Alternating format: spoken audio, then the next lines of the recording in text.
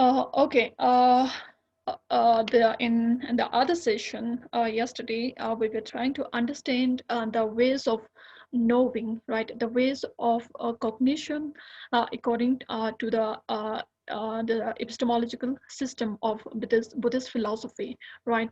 So, according to Buddhist epistemological system, there are 7 ways of knowing, particularly in terms of the Sotantric uh, system of Buddhist tenet, right? We have seen the these seven ways of 7 ways of cognition, right? So they are the direct perception, which is known as monsum in Tibetan language. Second is the inference, which is known as erjespak in Tibetan language, and subsequent cognition, which is the third one, judges, presumption, ichot, which is the fourth one, inattentive or indetermining cognition, which is the fifth one, Snangla, Mangis in Tibetan language, Thechum, doubt, or is the sixth one, and false cognition, Lokshis in Tibetan language is the last one,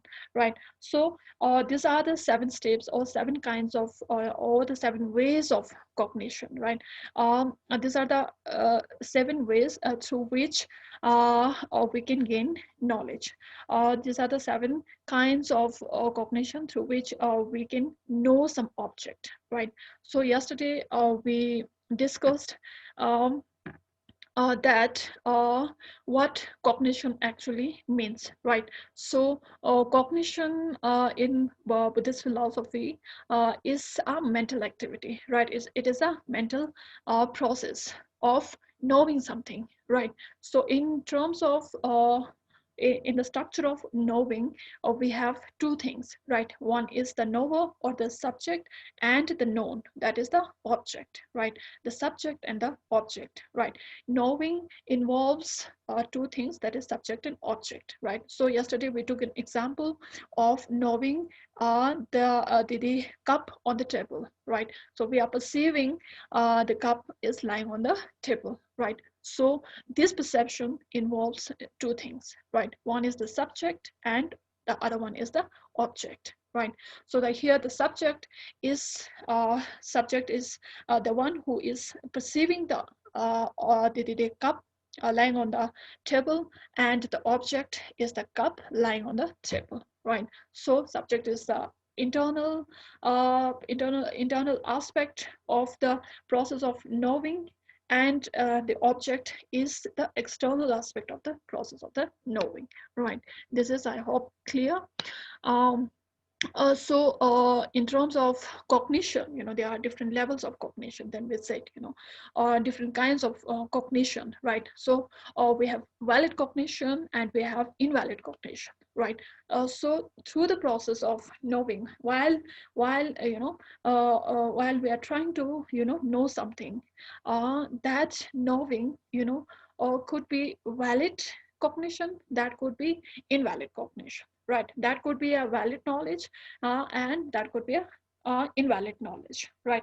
So and this depends on various factors. This depends on various conditions, right? So since we have 2 kinds of cognition, generally, right? Generally, if we categorize the processes, right? If we generally categorize cognition, then we can categorize cognition into valid and invalid cognition depending on various condition, right?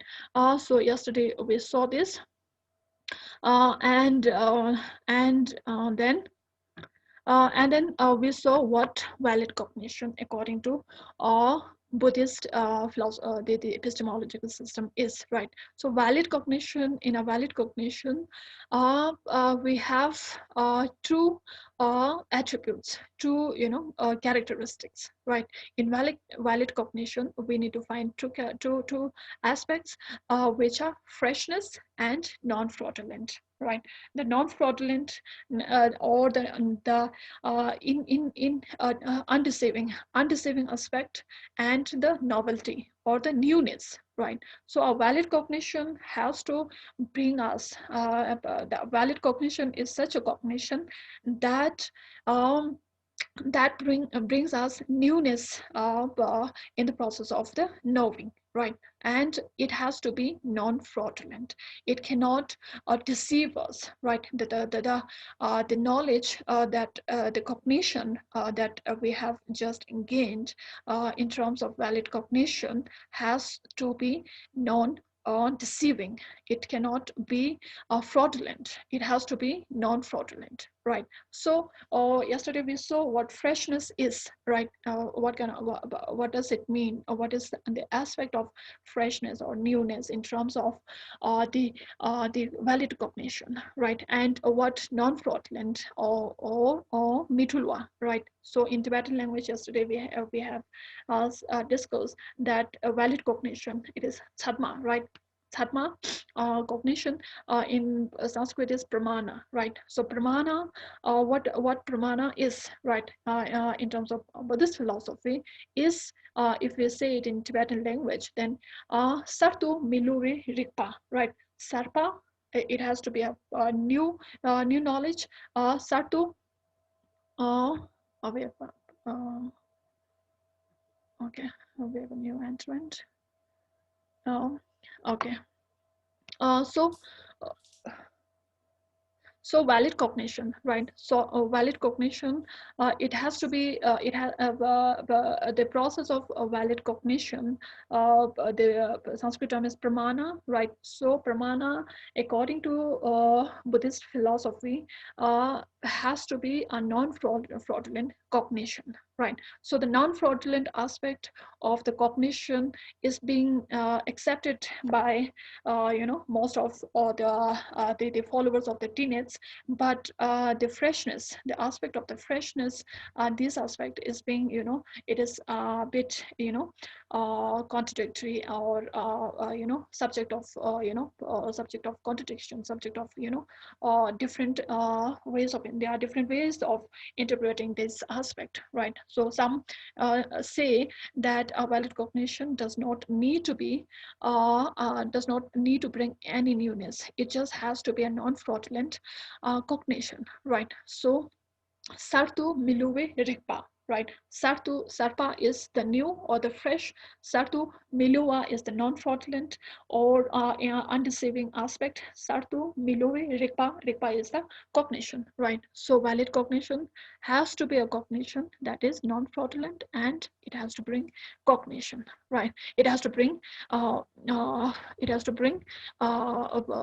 freshness or newness, right? So so this is what valid cognition is, right? Invalid cognition is the opposite of this, right? So there is no freshness, and there is no, or it can be fraudulent, right? It can be deceiving one, right? So cognition, valid cognition is something that brings certainty, that brings novelty, that is undeceiving, right? So for example, when we see the cup, lying on the table, then we see that this is a cup, and it is lying on the table. It is on the table, right? And it is a blue cup, and we use it for having tea, right? So this kind of knowledge can be sort of, is very evident, this is very evident. And this kind of, the process of knowing this is, there is no fraudulent in the process, right? There is this process is not deceiving us, right? Because it can be checked by other factors, by other conditions, right? Through which we can prove that yes, the cup is blue, and it is for having tea, and it is on the table, right? So so on the other hand, invalid cognition, for example, when someone has jaundice, right? So he or she has this particular condition, and because of that condition, he or she sees the external object in a certain colored colored manner, right? So in terms of this process, the cognition is completely deceiving, right? So because when we check, when we try to prove, when we try to examine it, then we find that the object of the knowing is completely completely deceiving, because when we because the condition of the jaundice is removed or eliminated, and then he or she can have the accurate knowledge of the object, right? So or when we wear a certain colored sunglass, right? When then we see the object in a different color, right? In a slightly different color. So those are, a bit, deceiving cognition that does not give us accurate knowledge of the object object that we are perceiving, right? So um, so in terms of the process of knowing, we have two things, as we have said, right? The subject and the object, and the process is the contact of the subject and the object, right? And this contact happens through our senses, through our sense organs, through our sense faculties, right? So the non so this is what valid cognition is, right? Of so What are the valid cognitions and what are the invalid cognitions among the seven ways of cognition, right? So of the seven ways of knowing, only two of them, one is the direct perception and second is the inferential cognition, that is the Molsom and Regesbach, right?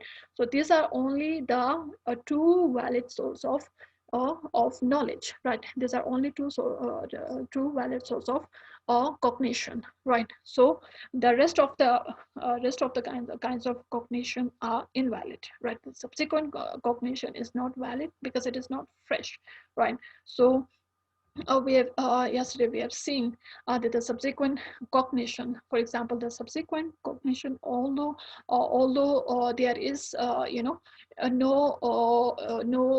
attributes of fraudulent or deceiving nature in the subsequent cognition, that is chassis, right? So but it is not a valid cognition because according to the Sotantrika system of philosophy, it does not bring any novelty in the process of knowing, right? So what yesterday we discussed what subsequent cognition is in a slight manner. Subsequent cognition is the is the non-immediate cognition of an object. That means we are, cognizing, we are perceiving the same object again and again, right? First of all, we entered in the room and we saw the cup. That is direct perception. That is the first movement, right? The first movement we saw the object is the direct perception, right? And that is the valid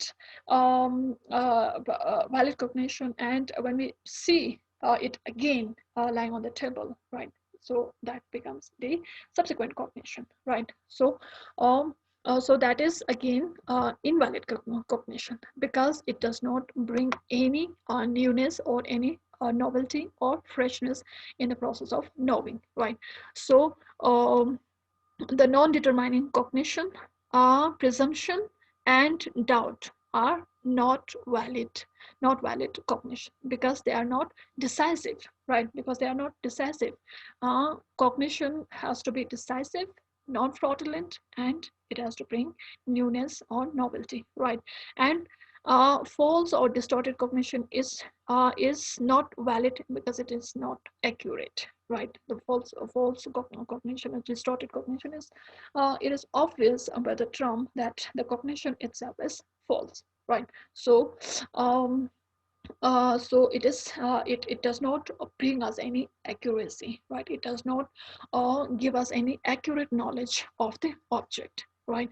So so these are out of the seven, only two are the valid source of or valid ways of cognition, and rest of the seven rest of the rest of the five, right? Rest of the five, right? 6, 7, 2, 2 is valid. Rest of the five are invalid ways of uh, cognition, right? So again, yesterday we have said that in cognition, we have, conceptual and non-conceptual cognition, right? So conceptual cognition, which is known as Stochastische, right? Stochastische, right? There is a cognition of which is which comes with certain concepts, right? It is attributed with certain concepts, right? So it is a cognition of something that arises through mental categories, right? Such as audio category, but these are a bit, this is a bit technical that we need to study very elaborately. But I don't think we'll be able to understand it. And these are very the tonchi, dachi, and the meaning category, the audio category. These are a bit difficult to understand, but we'll try to try to understand these things. So conceptual and non-conceptual cognition, again, involves certain concepts and non-conceptual processes, right? So the conceptual aspects of a cognition is a cognition of something that arises through certain mental categories, right? So there are certain mental categories such as audio category, which is known as drachi, object category, donchi, and meaning category, and tonchi, right? So the appearing object of the cognition form a mental picture or mental hologram, or that is known as nampa, right? Or mental aspect that represents the object of the cognition, right? The conceptual cognition involve certain categories, certain mental categories, that helps to that helps to know the object, right? So, for example, if we take an example, right? If we take an example of knowing, perceiving of a mango, right? For example, if we take an of or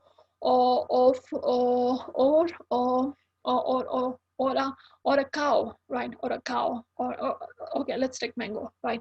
So first, if someone do not know, for example, a Ladakhi, we do not have a local fruit. We do not produce the fruit mango locally, right? So when the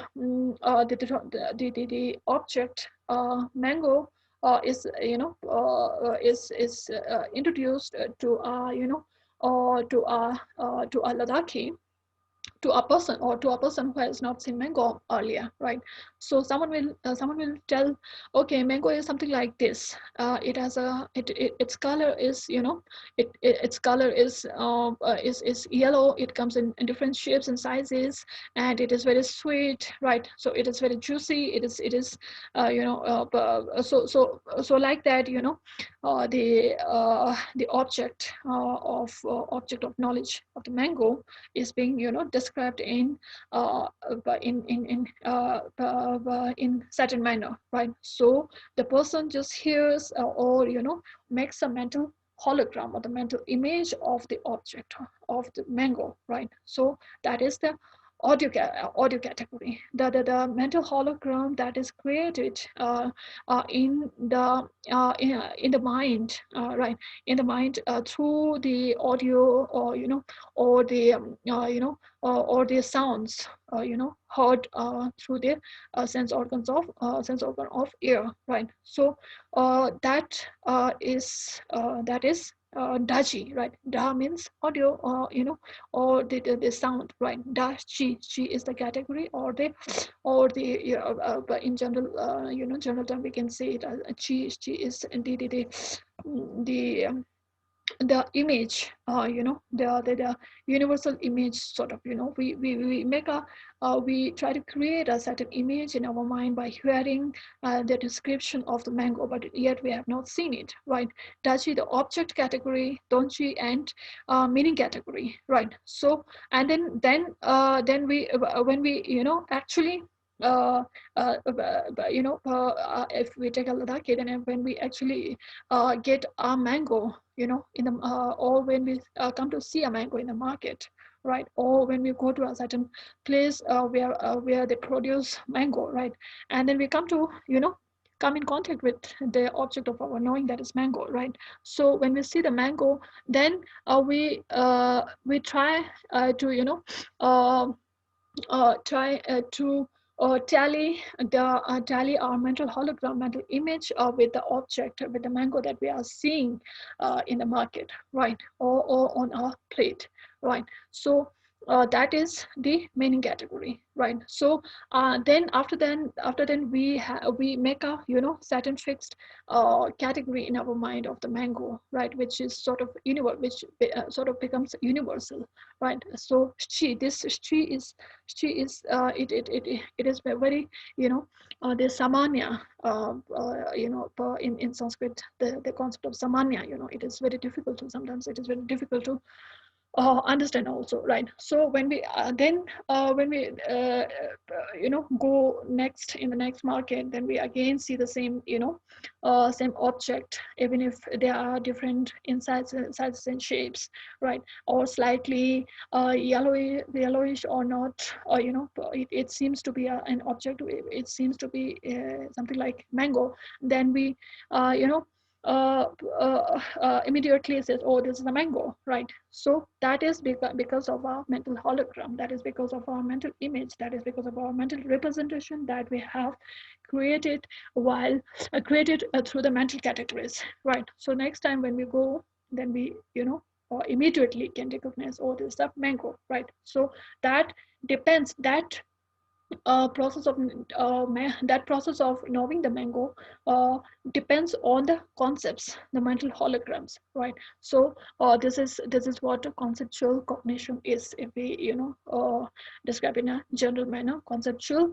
cognition is a cognition of something that arises through the mental categories, right? So again, the non-conceptual cognition, Stockman is the conceptual one, and Stockman Kishispa, non-conceptual cognition is the Stockman Kishispa, right? So it is a cognition that arises without the intermediary of a category, right? So non-conceptual is in a sense the direct perception of the object, right? So it doesn't need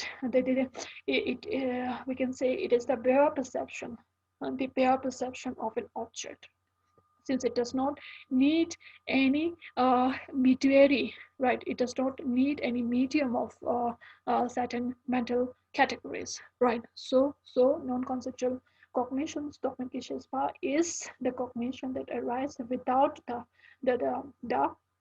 intermediary of a category, right? So it is the bare factual perception of the object of perception, right?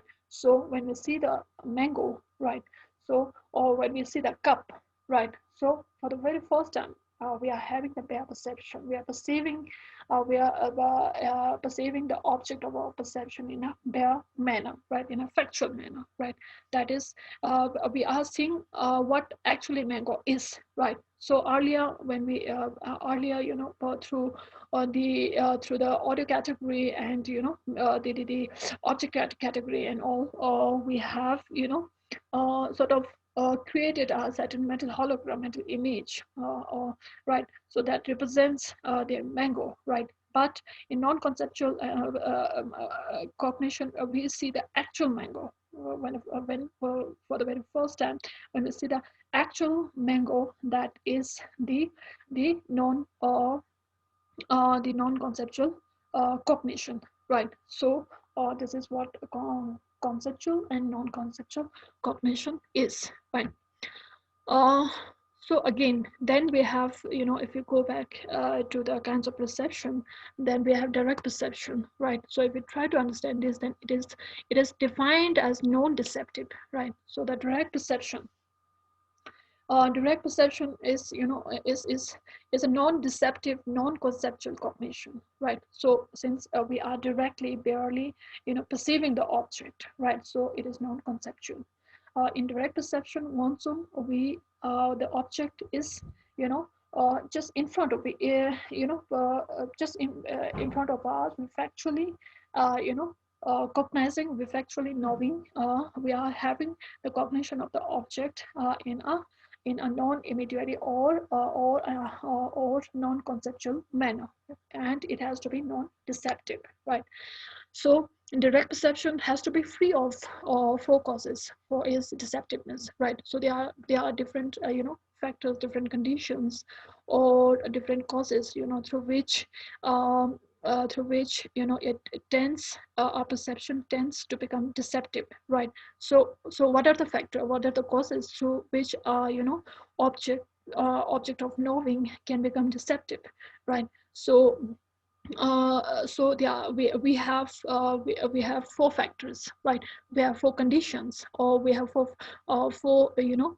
sources, or basis, on the basis of which on the through which our direct, or our cognition can be invalid, or our cognition can be deceiving us, right? So our indirect perception, these four causes has to be eliminated, right? So we have reliance, object, situation, immediate condition, right? So reliance, right? The reliance is the basis of the object of knowing, right? Reliance is the basis of the object of knowing, and it is it is if we try to understand this reliance, if the non-conceptual cognition relies on a defective sense organ, such as being cross-eyed, we will have double vision and see two moons, right? That is deceptive, right? So uh, uh, so reliance is the reliance means the um, source of source of the cognition, on which the cognition depends, right? So what are the sources? The source of the cognition is our is our sensory faculties, right? So our sensory faculties has to be correct. There should not be any kind of fault in our senses, right? So if our senses are if there are any faults, or if are different defects, if our senses are not right, then the cognition, then the knowledge, then the sensation that arises uh, through that source, or through that means, cannot be valid, right? Cannot be non-deceptive, right? So um, for example, when we put our hand into our eyes, and and dip our finger inside our eye, right? Then we tend to appear uh, the object in a double way. We will have a double vision of the object. When we see the moon, and then we dip our finger in the eye, then we see the moon to be double. So there are our sense organ is defective, right? The sense organ is not working and functioning in the right manner, right? So it is not functioning in the right way as it is supposed to function, right? So that brings us the reliance of all the source of the knowledge, source of the cognition, right? So that again causes for deceptive cognition, that again causes for fraudulent cognition, right? So that is what one basis for direct perception is our sensory organs, or the faculties has to be correct all the time, right? So if that is not, if our senses are not functioning in the proper manner, then we cannot have the accurate knowledge, right? So the second one is the object, right? That is the first one is from the subjective from the subjective side, and second one is the object, that is from the objective side, right? So from the subjective side, our faculties has to be working in a proper manner, so that we can have accurate knowledge of the object. From the objective side, if the object of the non-conceptual cognition is moving very quickly, right? For example, like when you quickly drill a flashlight in the dark, then uh, we will be deceived into seeing a ring of a light, right? So Angdu and Zhangmo should understand this, understand this rightly, because during low surge we have the meadow, right? So we try to try to the what do we do? The meadow, we try to put it in a we try to, what does it say? Um, do a round and round of the meadow, right? So it creates a fire ring, right? So there, the object, the object becomes becomes the ring of the fire. We see that there is a ring of the fire, right? So if the object of non-conceptual cognition is moving very quickly, the object, the fire is moving very quickly. So it creates a certain illusion, right? It creates a certain illusion of a fire ring, right? So if we examine then whether there is actually a firing, then there is not, right? So the firing does not exist, right? But because of because of the moving of the object very quickly, we see it in a certain manner. We see it in a certain form, right? So like when we quickly that is an objective fault, and that is an objective cause through which the direct through which which causes us to have deceptive knowledge, right? So here, like when you quickly drill a flashlight, if you do the round and round of a torch, then it creates a certain ring, right? A ring of the light. But does the ring of the light really exist? It does not, right? So this is an objective fault, right? That again causes us to have deceptive knowledge, right? And the situation and the kind of condition, right? The condition that causes us to perceive the object of our cognition in a certain manner, right? The situation is also important, right? The situation in which we perceive the object, right? The situation in a moving train, for example, right?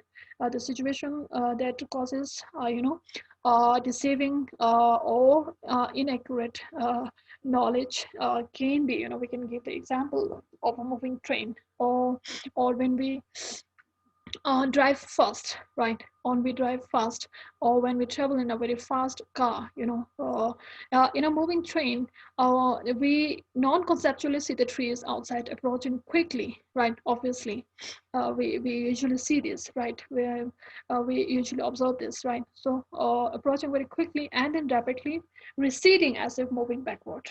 We have this backward sense of motion, right? When we travel in the train, everyone has this experience. Everyone must have experience this sort of thing, right? So there the situation is making us to see to perceive the trees moving backwards, right? So it seems that we are moving backwards. So here the process of the cognition is again, the situation is causing us to create a deceptive cognition, right? So again, the situation has to be correct when we are talking about direct perception, right? Then again, immediate cognition. Immediate cognition, for example, if immediately before looking at someone, our mind is strongly disturbed, right? The immediate cognition is, it is something, um, immediate cognition,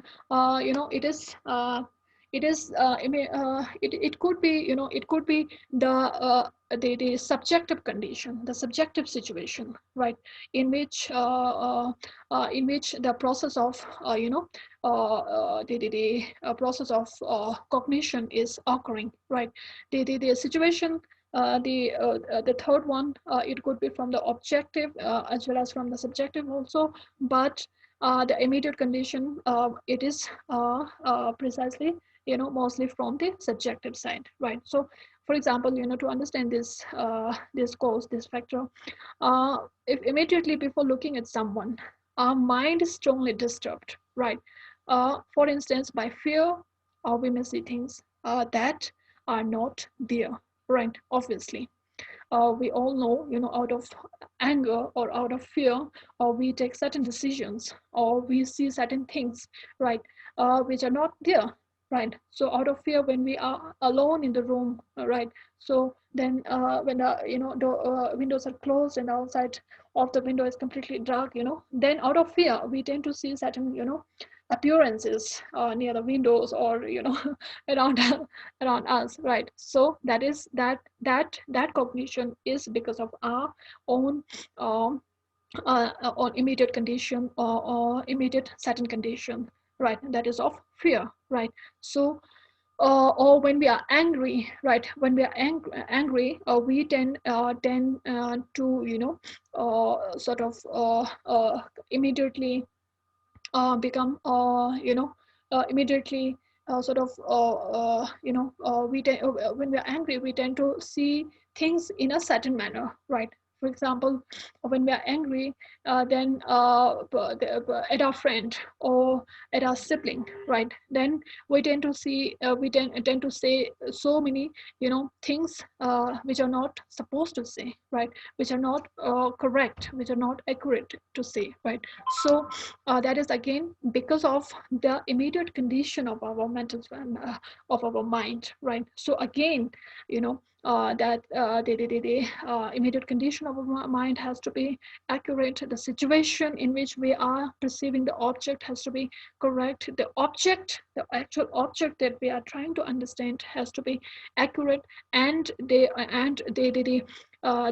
medium of the knowledge, or the sense organs, right? And those has to be correct, as well, right? So for direct perception, all these causes, all these conditions has to be correct, right? Unless these are correct, we cannot have a non-deceptive, non-deceptive cognition, right? Which is direct perception, right? So the reliance, the object, the situation, and the immediate condition, right, on the basis of which, on what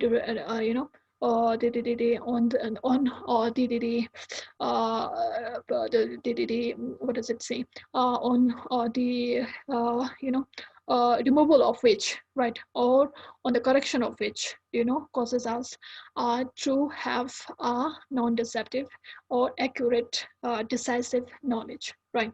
So this is what direct perception is, and there are, different kinds of direct perception, right? When we talk about direct perception, then we have sensory direct perception, and we have mental direct perception, then we have, cognition, direct cognition by reflexive awareness, and yogic cognition, right? So these are different levels of cognition, right? So these are different levels of direct perception, or direct cognition, it can be said, right? So uh, the sensory direct cognition, right? The sensory direct cognition, it arises by one of the five types of sensory consciousness, or visual, auditory, olfactory, gustatory, and body, right? These are all depend, and the visual, that is through our, the visual perception is through our eyes, right? Like the auditory is through our through our sense organ of air, right? The olfactory, that is through our, sense organ of nose, right? And gustatory, and the body likewise, right? So these are the sensory consciousness that arise that depends on the sensory organs, right? The sense faculties, right? So it arises by one of the five types of sensory consciousness, that arises by relying on uh, one of the five physical cognitive sensories as its dominating condition, right? So the sensory direct cognition, for example, the cognition of the cup, right? The cognition of the cup, when we have the eye consciousness, right? When we have the eye consciousness of the cup, right? The perception of the cup, when we are perceiving the cup, then then the consciousness, the eye consciousness has arisen, right? So this happens through relying on the five physical cognitive sensories, right? Which becomes the dominating, yeah, Dachtkin. Dachtkin means through the condition which becomes indispensable, right, in sensory direct cognition, right? So sensory direct cognition is the cognition or the sensory consciousness that arises on the basis of the physical cognitive sensors, right? That is our sense faculties, right?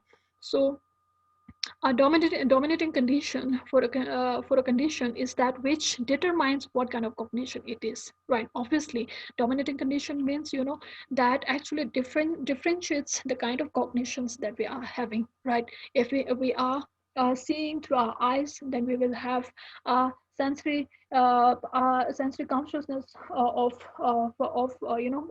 visual visual sensory consciousness, right? And then when we hear something through our ear, then we will have the auditory sensory consciousness, right? Likewise, the rest of the rest of the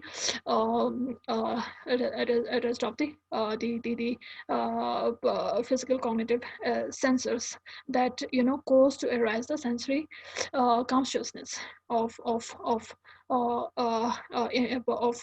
different senses, right? So the visual, auditory, and so forth, right? So the dominating dark skin becomes the main source of source of cognition in terms of sensory direct cognition, right? um, then we have mental direct cognition. The sensory direct cognition is Wangmon, right? Wangpo in Tibetan language it is Wangmon.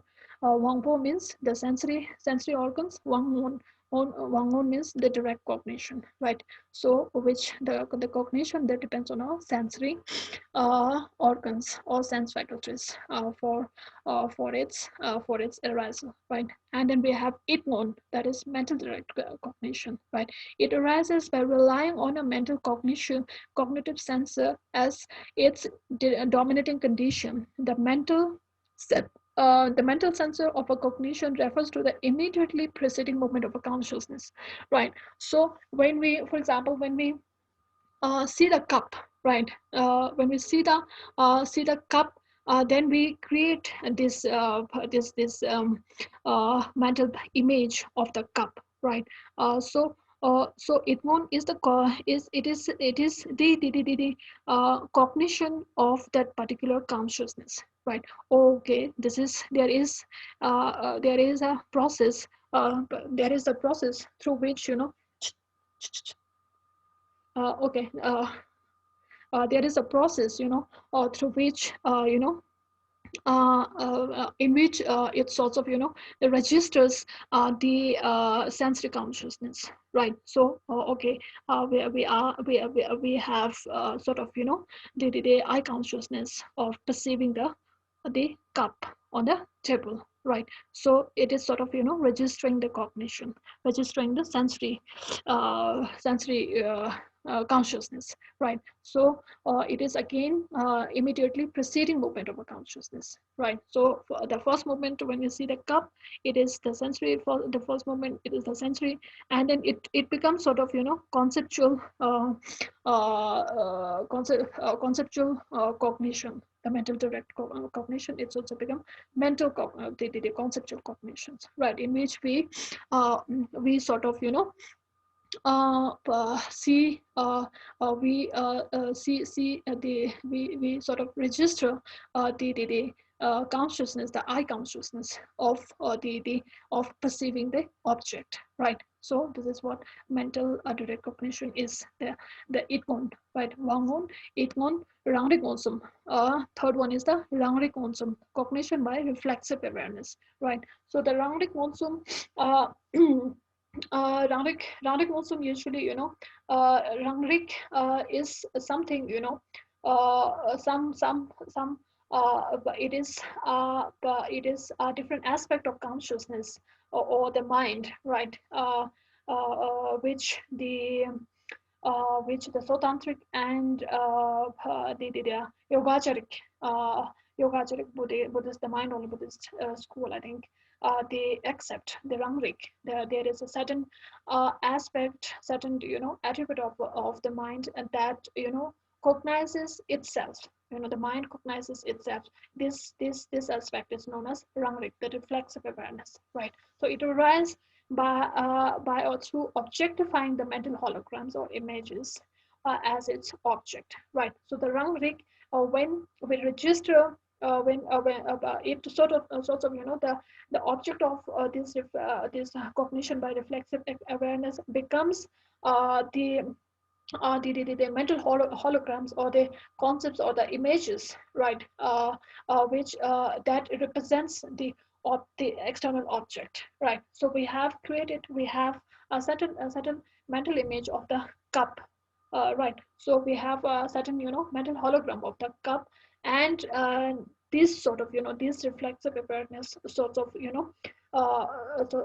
sort of again, uh, uh, cognize this particular image, right? So it is again, again an internal sort of thing, right? So it is completely, mental. It is completely conceptual in nature, right? The cognition by reflexive awareness. And again, we have yogic cognition, right? The yogic cognition is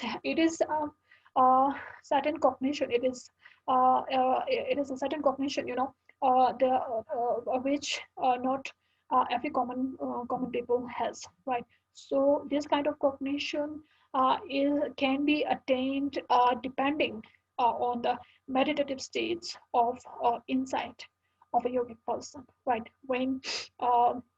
Uh, when a certain individual is practicing meditation, and then they attain the state of insight, right? Jilak, they say jilak, right? So jinas laktong, inside is the laktong, right?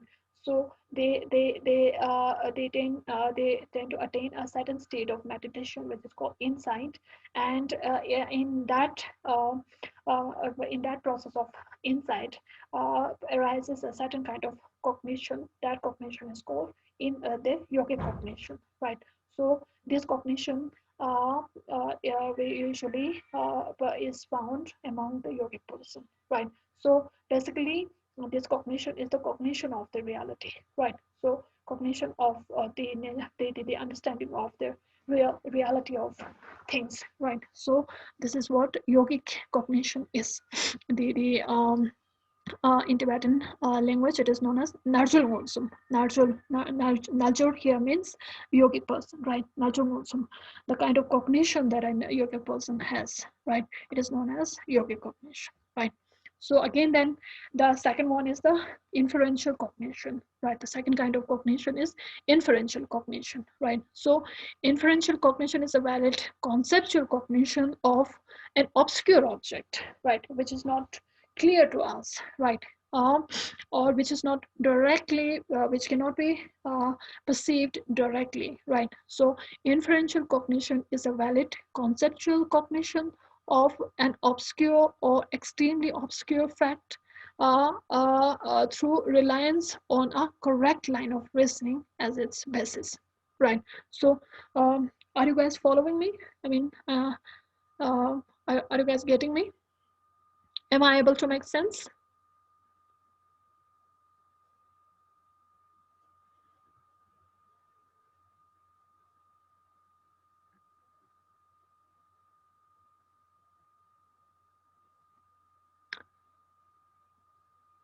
Hi. Am I making sense to you guys? Yes, Miss. Okay. Okay. Sure. Okay. Then we have the inferential cognition, right? Inference, that is just pak. It just means which is subsequent. Pakpa means pakpa means pakpa means knowing something, or knowing some thing after something else. Right. That means knowing something on the basis of something else. Right. So, for example, if we take an example, okay, if you saw the footprint of the kit on the soil in a certain direction, then we will say, oh, obviously this is there. Here's the footprint of the cat. Then the cat must have gone in this direction, right? So the footprint of the cat becomes a source of for a source of inferring that the cat must have gone in this direction, right? So inference means respa, right? So Anuman in Sanskrit or Hindi it is called Anuman, right? Anu means the Jesu, and Man means Papa, right? That is cognition, the kind of knowledge that we gain on the basis of something else, as is premise, right? Or as its reason, right? So the reason on the basis of which we try to infer something. And then through this inferring process, we gain certain cognition, right? We gain certain knowledge about that object which we are trying to understand, which we are trying to know, right? That in that process is inferential cognition, right? So inferential cognition is a valid conceptual cognition of an obscure object, right? Obviously we're not clear whether the cat has gone in that direction or not, right? But it becomes clear for us when we see the print, the imprint of the paws of the cat, right? In a certain direction, right? So uh, this again is the valid source of knowledge in Buddhist epistemology, right? Because once examined, right? Because the premises can be examined in a correct manner, right? So the basis, since the premises, since the reasonings are correct,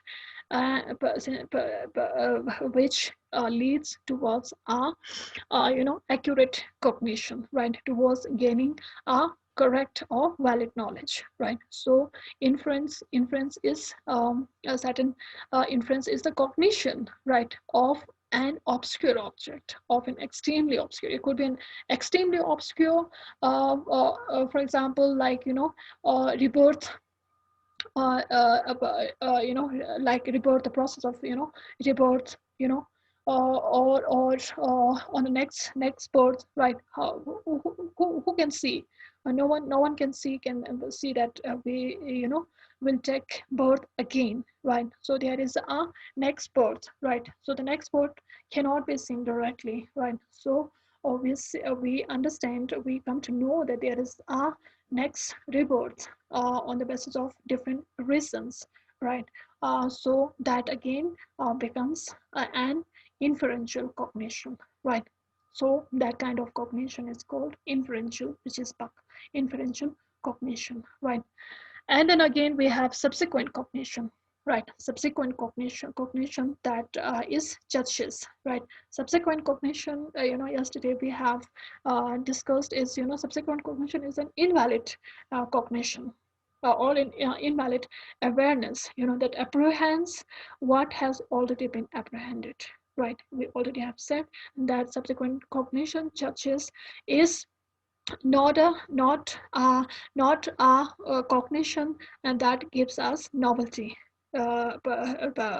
novelty that that brings any freshness in our knowledge, right? So when we enter in the room, we for the for the first time we see the cup, and then again we go out, and then come back in the room, and then again we see the same cup. Then we are having here the process is regressive, right? So we are again and again seeing the same object.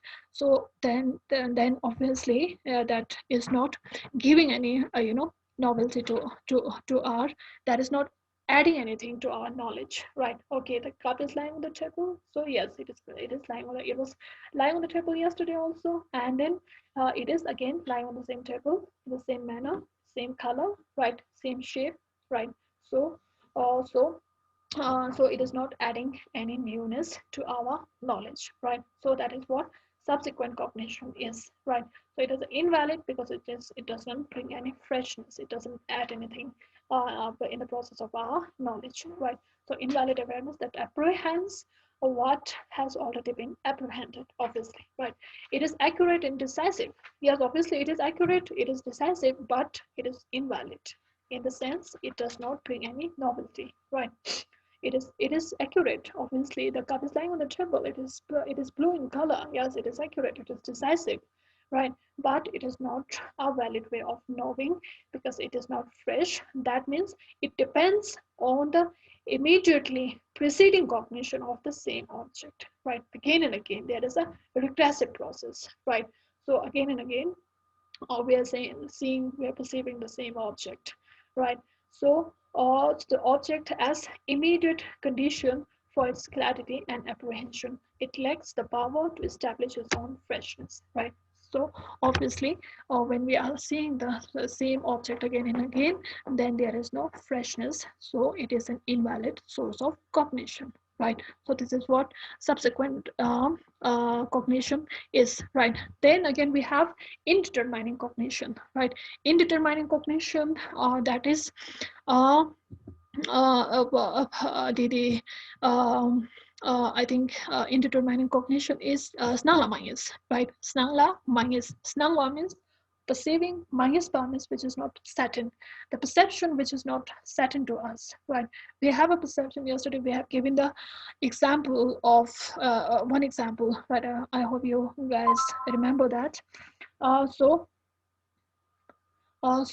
non-determining cognition is a way of knowing in which, or when an objective entity appears clearly to one of the types of primary consciousness, the involved object is not ascertained, right? Obviously, one of the types of primary consciousness, that those are sense or sensory consciousness, right? So there we see, yesterday we have given the example of a friend named Stanzin or Dawa or Angmo, right? Angmo has just crossed by us, but we are not sure whether that is Angmo or not. We have the primary consciousness here that we have that we are seeing Angmo. We have sort of appearance of Angmo crossing us, right? But we are not sure. The involved object is not ascertained, right? It has not become clear to us, right? So the object of our cognition is not clear to us. We cannot decide whether the person, whether the individual that has just crossed by us is actually unknown, right? So again, it is a process of knowing. It is a process of cognition, right? But it is indecisive. Since it is indecisive, so it is inaccurate, and it is then hence it becomes the invalid source of cognition, right? So again, this is non-determining cognition. Snangla mangespa, right? Snangla, we are seeing something, but we are not sure. We are not. Ngespa means certainty. There is no certainty to ascertain that the object is such and such, right? So this is non-determining cognition.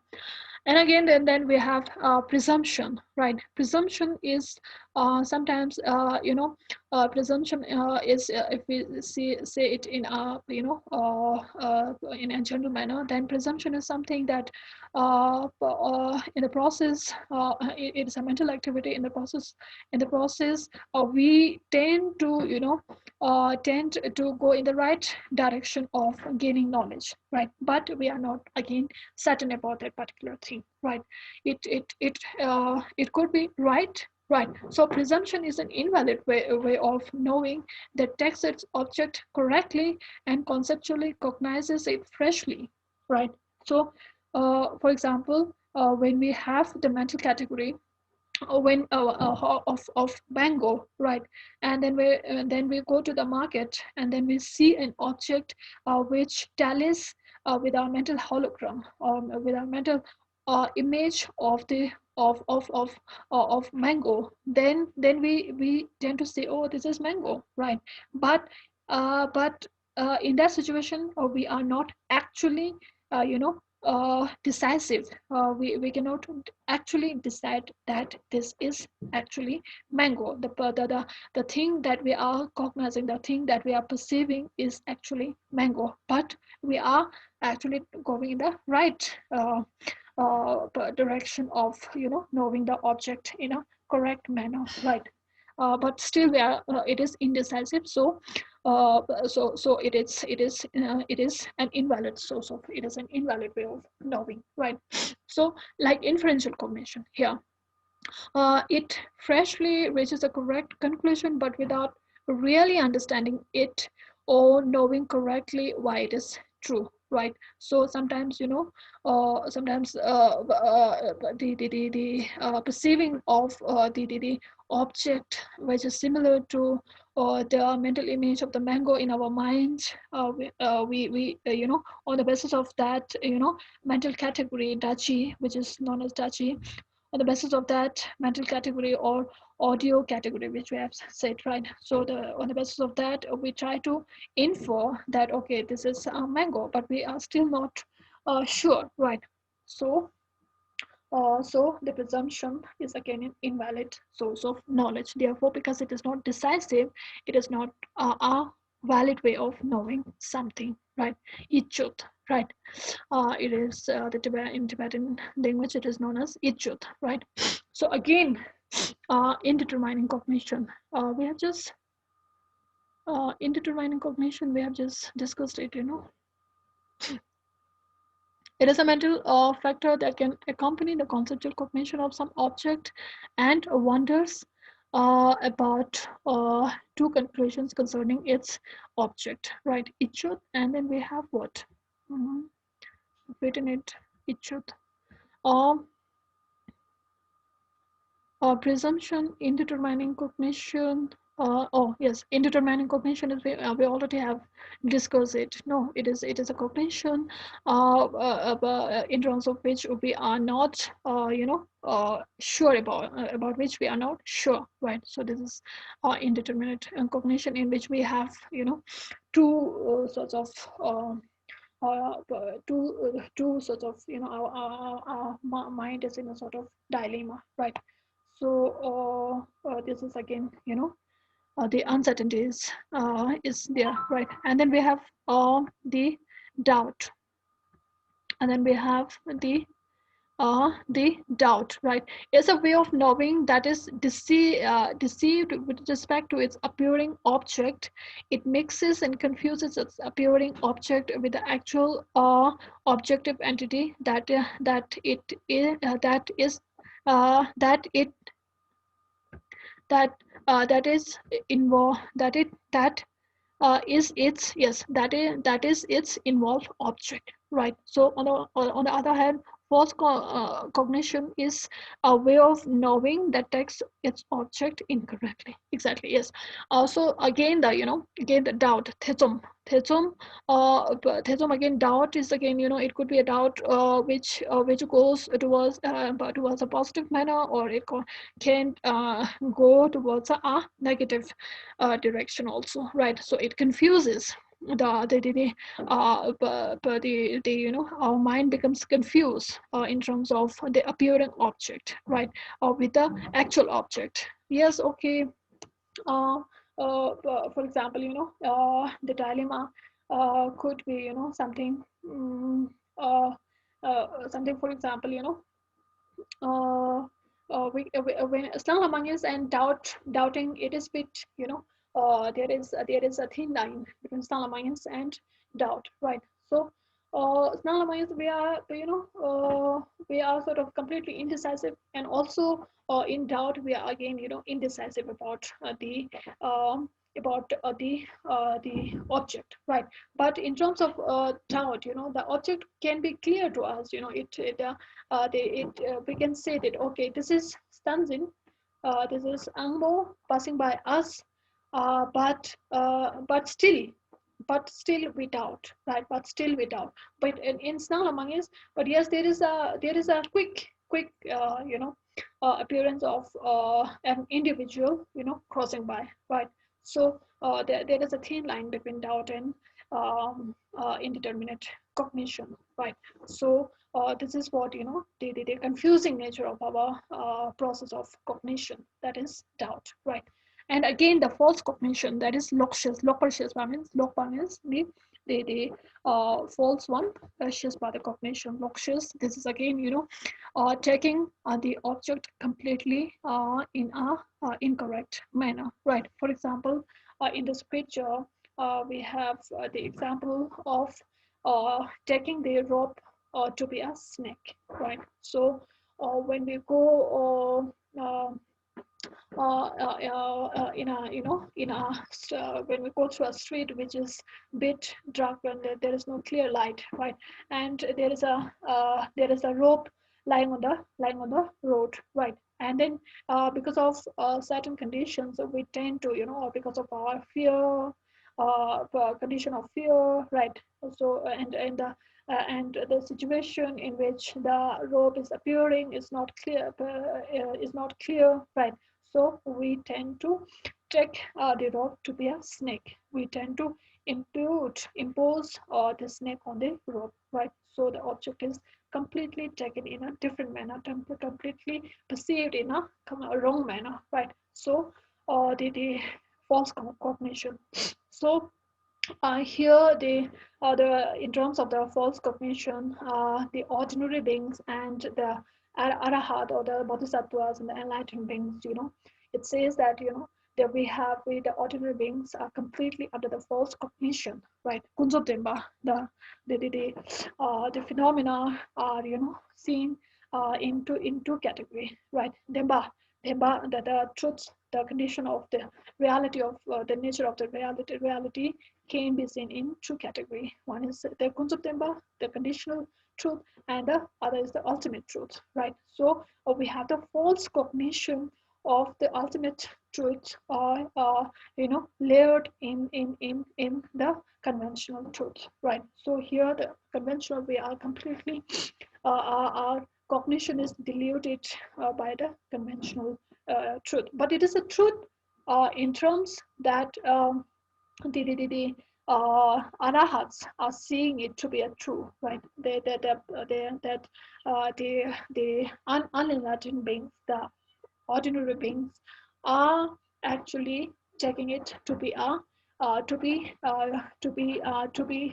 real, they are cognizing that the thing to be real, and that cognition is true in the perception of an arahat, or an enlightened being, right? So again, that is the conditional truth, if we say it in a simple manner, right?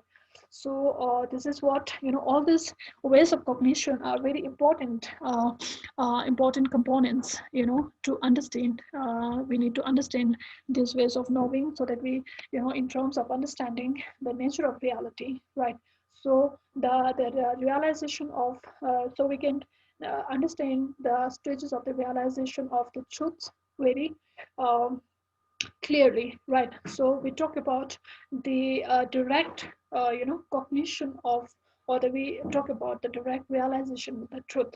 So here, we can understand what kind of, cognition one should has, right? It has to be undecisive, so it has to be non-fraudulent, and it has to be, it has to be a fresh entity, right? So we all need to, understand all these things in terms of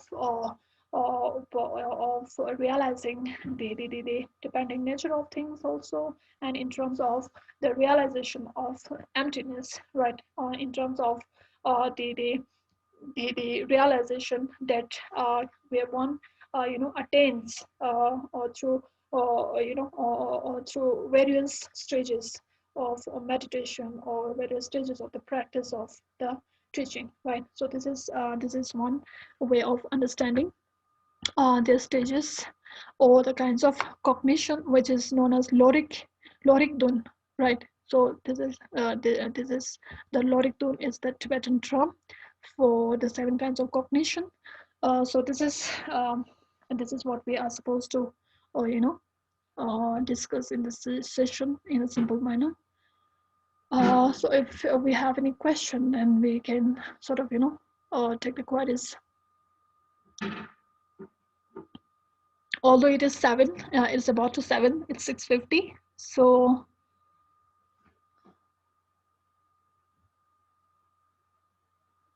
do we have any question, or we can have a interactive session tomorrow also, right? So because it's we already have crossed the limits of our time. So we can have an interactive session tomorrow. Tomorrow we are supposed to again sort of discuss the 4 seals of Buddhism. Also, it will be it will become sort of it will not be that difficult for you to understand, because we already have discussed so many things. So the 4 seals again is one of the most important teaching of Buddha, right? So we will discuss that tomorrow. Along with, we'll have an interactive session, right? So I hope I made some sense. So shall we stop here? Okay. Yes, ma'am. Thank you. Okay. Okay, take care. Bye-bye. So, okay, then we'll see tomorrow. Okay, ma'am. Okay. Okay, take Bye, care. everyone. Thank you, teacher. Okay, bye-bye.